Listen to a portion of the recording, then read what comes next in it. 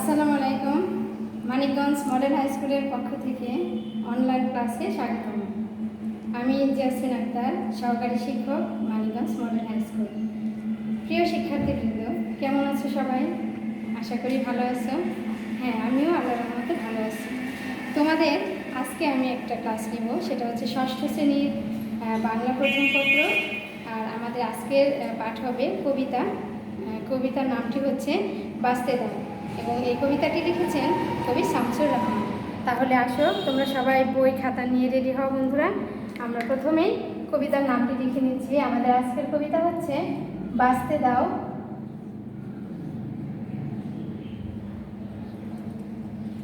লিখেছেন কবি শামসুর রহমান।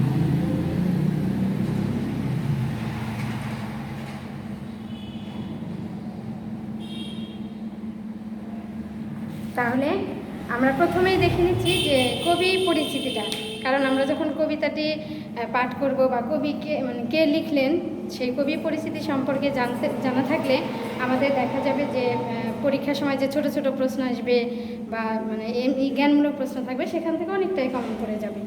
তাহলে আসো বন্ধুরা, আমরা দেখে নিচ্ছি কবি শামসুর রহমানের পরিচিতিটা। প্রথমেই দেখো কবির জন্ম তারিখ। কবি কত খ্রিস্টাব্দে জন্মগ্রহণ করেছেন?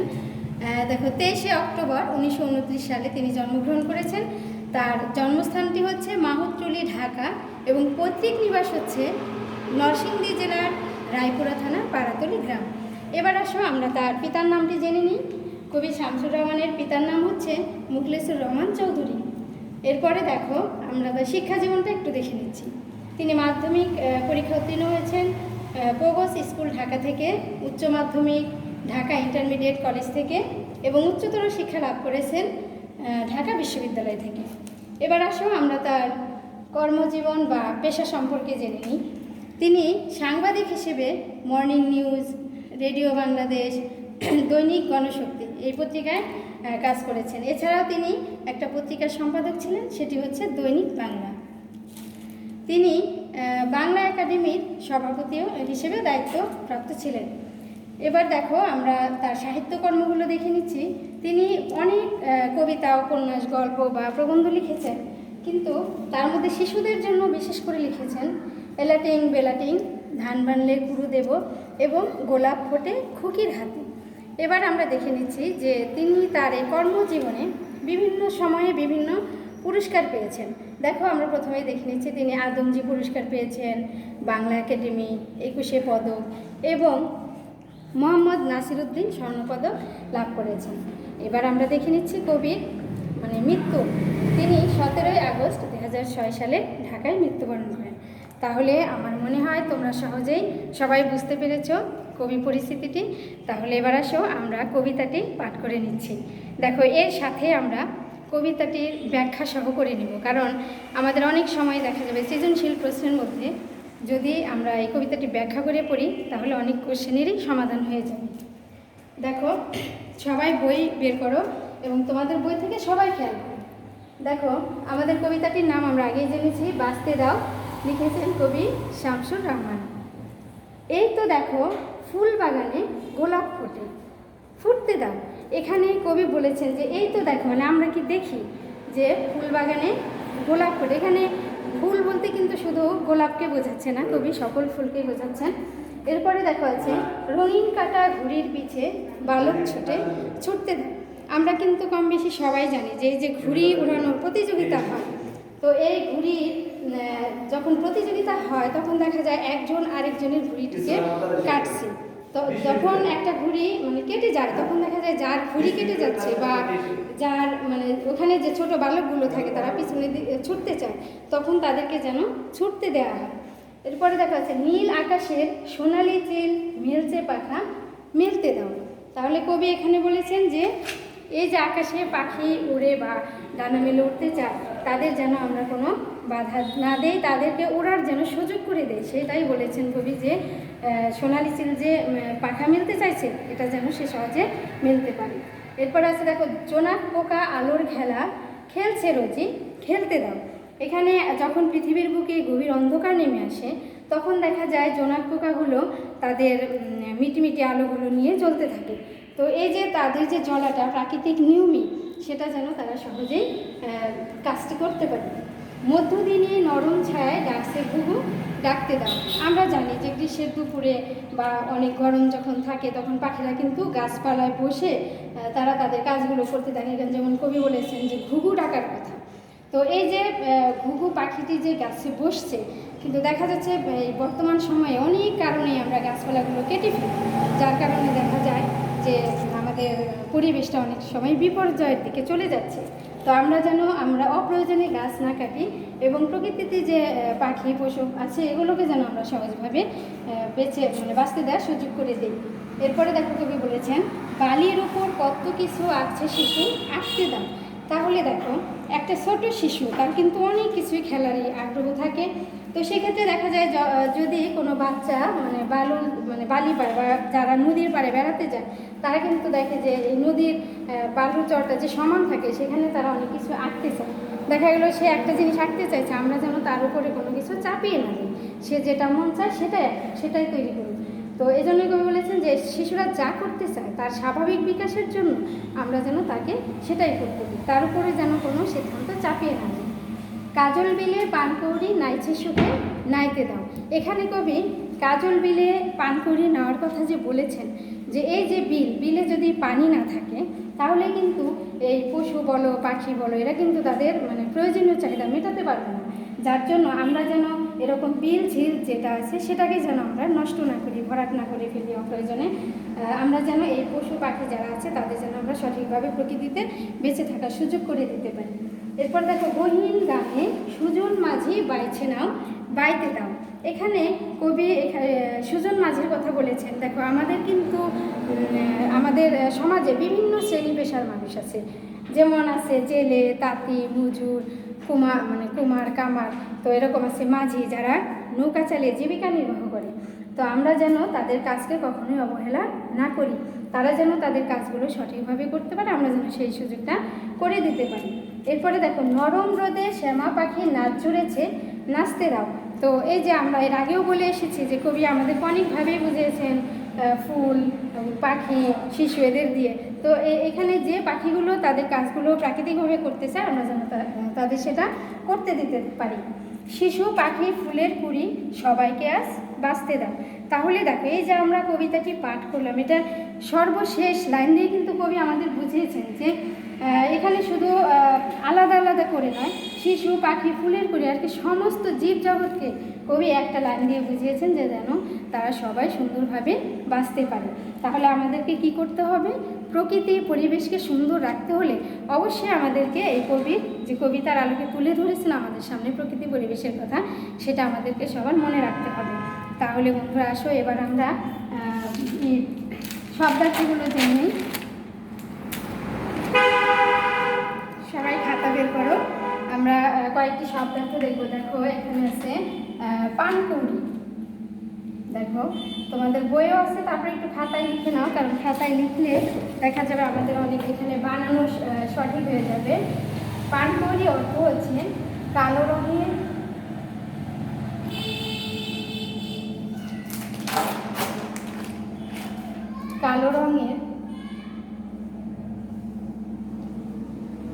হাঁস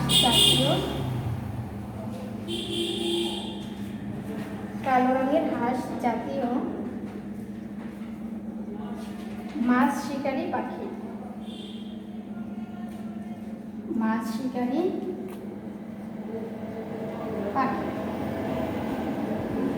এরপরে দেখো আমাদের আরেকটি শব্দার্থ আছে নাইতে। তাহলে নাইতে শব্দের অর্থটা হচ্ছে গোসল করতে বা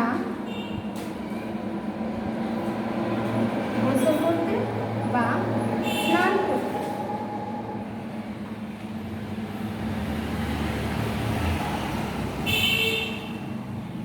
এরপরে দেখো আমাদের আরেকটি শব্দার্থ আছে গহীন।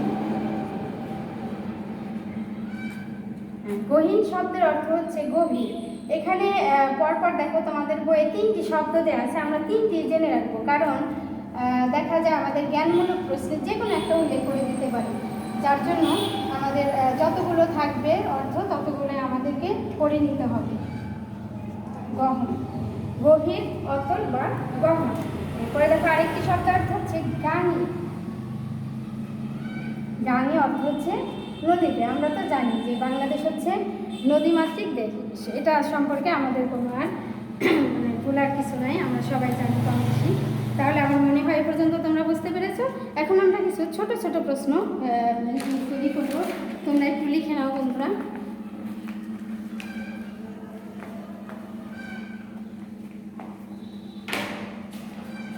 দেখো আমাদের এখানে প্রথম যে প্রশ্ন সেটা হচ্ছে কবি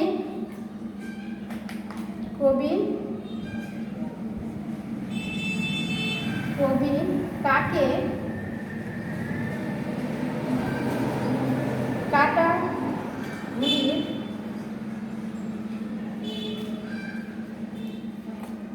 কাটা ঘুড়ির পেছনে ছুটতে দিতে বলেছেন? ছুটতে দিতে বলেছেন। তাহলে আমরা কবিতা থেকে কিন্তু সবাই দেখে এসেছি, তাই না? কাটা ঘুড়ির পিছনে কবি কাকে ছুটতে দিতে বলেছেন? আমাদের উত্তরটা হবে হচ্ছে কি? বালককে। তাহলে আমাদের উত্তরটা কি আসছে? বালক। বালককে কাটা ঘুড়ির পিছনে ছুটতে দেওয়ার কথা বলা হয়েছে। এরপরে দেখো আমাদের আরেকটা কোশ্চেন হচ্ছে যে বালককে, এরপরে আরেকটা প্রশ্ন দেখো, আকাশের রং কি? দেখো আকাশের রং কি? আমরা কি সবাই জানি আকাশের রং কি? আকাশের রং কি? হ্যাঁ, আমি আশা করি তোমরা জানো এবং আমরাও জানি যে আকাশের রং হচ্ছে নীল। এরপরে দেখো আরেকটা প্রশ্ন হচ্ছে সোনালী চিল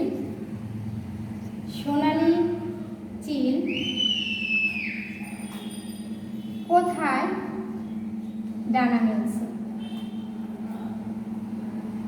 কোথায় ডানা মেলছে? তাহলে আমরা এর উত্তরটা কি জানি? সোনালী চিল নীল আকাশে ডানা মেলছে, তাই না? নীল আকাশে। দেখো আমাদের আরেকটি প্রশ্ন হচ্ছে গহীন গাঙে কে নৌকা বাইছে?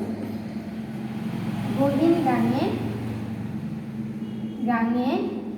কে নৌকা বাইছে? তাহলে আমরা এর উত্তরটা কি জানি বন্ধুরা? আমরা কবিতা কিন্তু দেখে এসেছি। গহীন গাঙে কে নৌকা বাইছে? আমরা দেখে এসেছি সুজন মাঝি।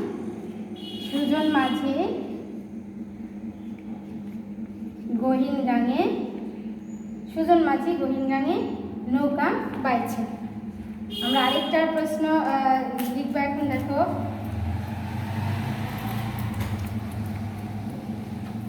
আমাদের আরেকটা প্রশ্ন হচ্ছে যে ছোট্ট শিশু কি করছে? ছোট্ট শিশু বালির উপর কি করছে?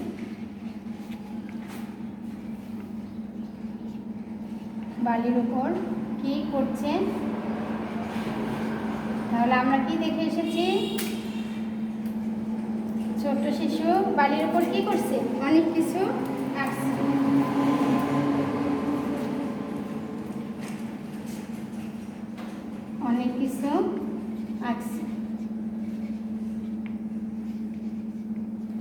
তাহলে দেখো আমরা এই যে কবিতা পাঠ করলাম, কবিতা থেকে শব্দার্থ শিখলাম এবং কবিতা থেকে যে ছোট ছোট প্রশ্নগুলো তৈরি করলাম, আমার মনে হয় সবাই বুঝতে পেরেছো, তাই না? তাহলে আশা করি বাড়িতে তোমরা সবাই সুন্দরভাবে এগুলো আবার লিখবে এবং ভালো করে পড়ে আসবে। আমাকে কিন্তু আগামী ক্লাসে অবশ্যই সবাই পড়াটা দেখাবে এবং আমি সবার কাছ থেকেই পড়াটা আদায় করে নেব। এখন দেখো আমরা কিছু অনুধাবনমূলক প্রশ্ন দেখব, যে প্রশ্নগুলো আমাদের খ নাম্বারে থাকে এবং আমরা একটু ব্যাখ্যা করে লিখব। আমরা যে জ্ঞানমূলক প্রশ্নগুলো দেখলাম সেটা হচ্ছে এক কথায় উত্তর, কিন্তু এখন যেটা আমরা দেখব সেটা হচ্ছে খ নাম্বারে একটু ব্যাখ্যা করে। তাহলে আমরা একটু দেখি খ খ নাম্বার প্রশ্ন কীরকম হতে পারে। আমরা প্রথমে 1 নম্বরে দেখো,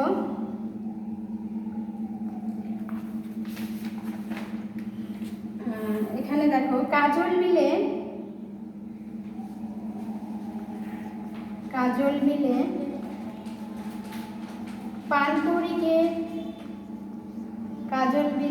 পানকৌড়িকে নাইতে দেওয়ার আহ্বান দ্বারা কবি কি বোঝাতে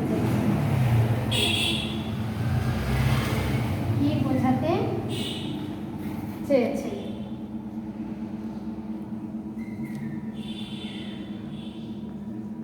দেখো আমরা কিন্তু জানি যে প্রকৃতি পরিবেশ একে অপরের পরিপূরক। যদি প্রকৃতি পরিবেশ ঠিক না থাকে তাহলে কিন্তু আমরা পুরো আমাদের জীবজগৎটাই কী হয়ে যাবে, ধ্বংস হয়ে যাবে। এজন্য কবি তার প্রতিটি লাইনে কিন্তু সুন্দর করে প্রত্যেকটা অর্থকে বুঝিয়ে দিয়েছে আর ব্যাখ্যা করে দিয়েছেন। এখন দেখো আমরা এখানে বলছি যে কাজল বিলে পানকৌড়িকে নাইতে দেওয়ার আহ্বান দ্বারা কবি কী বুঝাতে চেয়েছেন?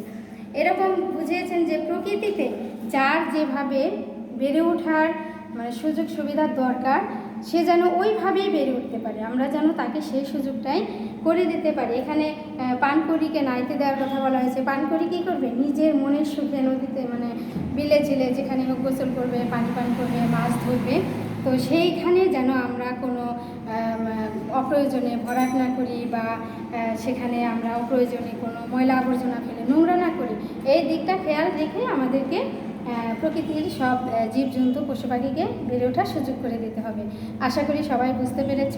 আমরা কিন্তু জ্ঞানমূলকে দেখলাম হচ্ছে এক কথায়, আর অনুধাবনটা যে এরকম একটু বড় প্রশ্ন, এটা আমরা একটু ব্যাখ্যা করে দিই। তাহলে আমরা কি শিখলাম আজকে আমরা কি শিখলাম যে বাঁচতে দাও কবিতাটি কে লিখেছেন, কবি পরিস্থিতি, কবিতাটি আমরা ব্যাখ্যা করে পড়লাম। এরপরে হচ্ছে কবিতার শব্দার্থ দেখলাম, আমরা ছোটো ছোটো প্রশ্ন শিখলাম। এখন তাহলে আমরা কি করতে পারি? আমরা অবশ্যই একটা বাড়ির কাজ নিতে পারি, তাই না? তাহলে সবাই খাতায় লিখে নাও বাড়ির কাজ। দেখো আমার সাথে সবাই লিখো বাড়ির কাজ।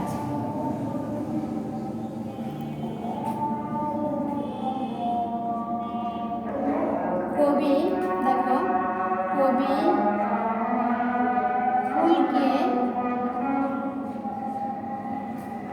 ফুলকে ফুটতে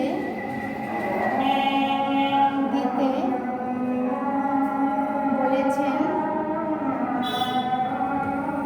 কেন? কবি ফুলকে ফুটতে দিতে বলেছেন কেন? আরেকটি প্রশ্ন নাও বন্ধুরা, তোমরা ফুটতে দাও, ছুটতে দাও,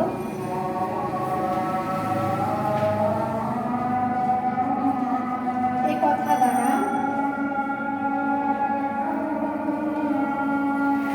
কবি কে বোঝাতে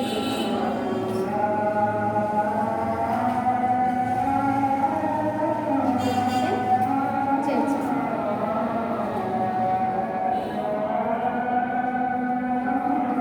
তাহলে আশা করি সবাই লিখে নিয়েছো বাড়ির কাজ। তাহলে ক্লাসটি আমার কেমন লাগলো বন্ধুরা? আগামী ক্লাসে তোমরা অবশ্যই সুন্দর করে প্রস্তুতি নিয়ে আসবে এবং এই করোনাকালীন সময় কিন্তু সবাই ঘরে থাকবে, কেউ কিন্তু বাইরে আসবে না এবং খুব প্রয়োজন